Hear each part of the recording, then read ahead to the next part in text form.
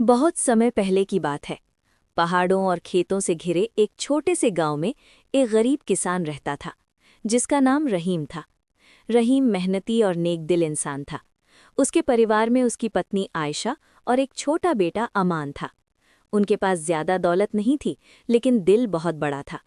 रहीम के घर के पास एक पुराना सा मिट्टी का आंगन था, जहां एक दिन बारिश की रात में उसे एक छोटा सा घायल पिल्ला मिला। वो ठंड से कांप रहा था और उसके पैर में चोट लगी हुई थी। रहीम ने उसे उठाकर अपनी गोद में लिया और बोला, बेचारा, अल्लाह ने तुझे मेरे दरवाजे भेजा है, अब तू अकेला नहीं है। आयशा ने पहले थोड़ा हिचकिचाते हुए कहा, हम खुद मुश्किल से गुजारा करते हैं, एक जानवर को कैसे पालेंगे। रहीम मुस्कुराया और बोला, रोटी का एक टुकड़ा कम सही, लेकिन इसे यूं मरने के लिए नहीं छोड़ सकते।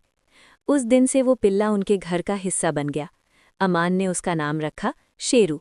शेरू धीरे धीरे बड़ा होने लगा। वो सिर्फ एक कुत्ता नहीं था, बल्कि घर का सदस्य बन चुका था। अमान स्कूल से लौटता तो सबसे पहले शेरू उसके पास दौड़कर आता। दोनों खेतों में खेलते, तालाब के किनारे भागते और शाम को एक साथ बैठते। शेरू की आंखों में एक अजीब सी समझदारी थी, जैसे वो इंसानों की हर बात समझता हो। रहीम जब खेतों में काम करने जाता, शेरू हमेशा उसके साथ रहता। वो खेतों की रखवाली करता और जंगली जानवरों को फसल से दूर भगाता। गांव वाले अक्सर कहते, रहीम, तुम्हारा शेरू तो किसी इंसान से कम नहीं। रहीम हंसकर कहता, ये सिर्फ जानवर नहीं, मेरा साथी है। समय बीतता गया। एक साल गांव में बहुत भयंकर सूखा पड़ा। खेत सूखने लगे, पानी के कुएं भी लगभग खाली हो गए। गांव के लोग परेशान थे। कई लोग अपने जानवर बेचने लगे, क्योंकि उन्हें खिलाने के लिए कुछ नहीं था। एक दिन गांव का एक आदमी रहीम के पास आया और बोला, शेरू को बेच दो, शहर में अच्छे पैसे मिलेंगे।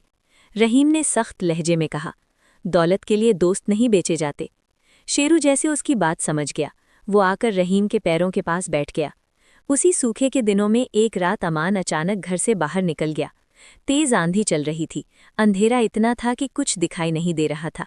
जब आयशा ने देखा कि अमान घर में नहीं है, तो वो घबरा गई। रहीम, अमान कहीं नहीं मिल रहा। रहीम के पैरों तले जमीन खिसक गई। तभी शेरू जोर जोर से भौंकने लगा और गांव के बाहर जंगल की ओर दौड़ पड़ा। रहीम उसके पीछे भागा। कुछ दूर जाकर शेरू एक गड्ढे के पास रुक गया। वहां अमान गिरा हुआ था और डर के मारे रो रहा था। अगर शेरू समय पर न पहुंचता तो शायद कोई जंगली जानवर उसे नुकसान पहुंचा देता। रहीम ने अमान को गले से लगा लिया और शेरू के सिर पर हाथ फेरते हुए कहा, आज तूने मेरे बेटे की जान बचाई है। उस दिन पूरे गांव ने शेरू की वफादारी देखी। दिन गुजरते गए। एक सुबह गांव में आग लग गई। कई घर जलने लगे। लोग घबराकर भागने लगे। रहीम का घर भी आग की चपेट में आ गया। आयशा और रहीम बाहर निकल आए, लेकिन अंदर उनका छोटा सा अनाज का बोरा और कुछ जरूरी सामान रह गया। सबसे बड़ी बात, अमान अंदर ही सो रहा था। आयशा चीख उठी, मेरा बच्चा अंदर है। कोई भी आग में जाने की हिम्मत नहीं कर रहा था। तभी शेरू बिना कुछ सोचे आग के अंदर दौड़ गया। कुछ ही पल बाद वो अमान के कपड़े पकड़कर उसे बाहर खींच लाया। सबकी आंखें नम हो गईं। गांव के बुजुर्ग ने कहा, जानवर सिर्फ बोल नहीं सकते, लेकिन इनका दिल इंसानों से ज्यादा सच्चा होता है। आग के बाद रहीम का परिवार बहुत मुश्किल में आ गया। घर दोबारा बनाने के लिए पैसे नहीं थे। गांव के लोग मदद के लिए आगे आए। सबने कहा, शेरू ने सिर्फ रहीम का नहीं, पूरे गांव का दिल जीत लिया है। लोगों ने मिलकर उनका घर फिर से बनाया।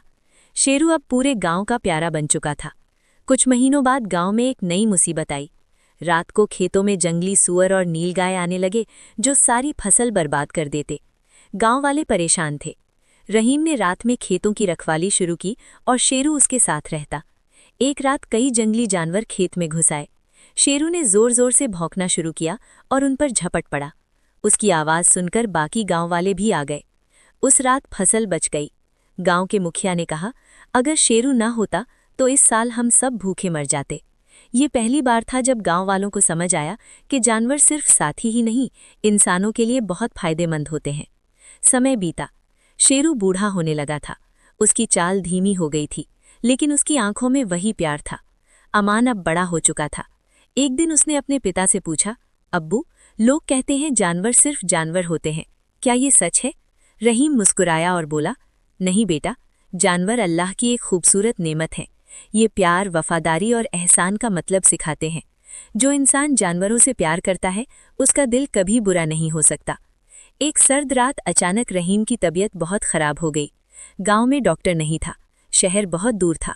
अमान घबरा गया। तभी शेरू घर से बाहर भागा और सीधे गांव के हकीम के घर पहुंचा। वो दरवाजे पर लगातार भौंक रहा था। हकीम समझ गया कि कुछ गड़बड़ है। वो तुरंत शेरू के पीछे पीछे रहा और रहीम के घर पहुंचा।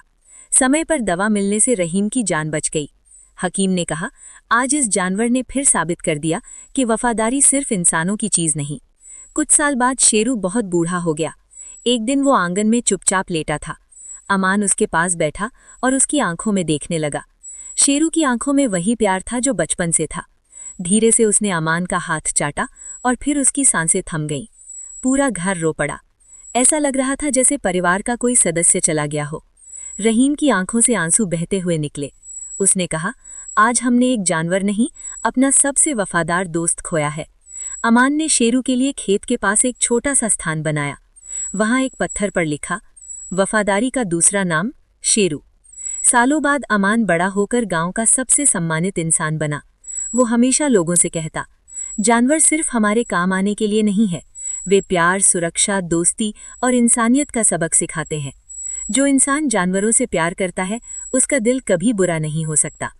सीख: जानवर सिर्फ बोल नहीं सकते, लेकिन उनका प्यार, वफादारी और इंसानों के लिए उनका योगदान अनमोल होता है। हमें हमेशा जानवरों से दया और प्यार से पेश आना चाहिए।